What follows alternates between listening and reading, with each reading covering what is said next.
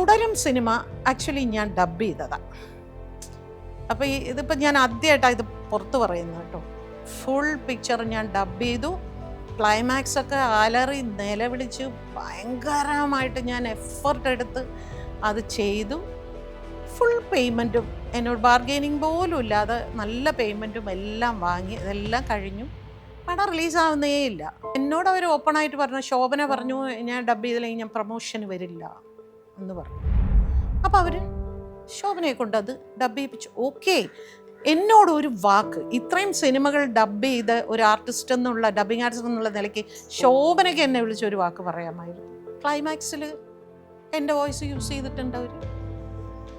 കാരണം എനിക്ക് നന്നായിട്ടറിയാം അത്രയും അലറി നിലവിളിച്ച് ശോഭനയ്ക്ക് ചെയ്യാൻ പറ്റില്ല.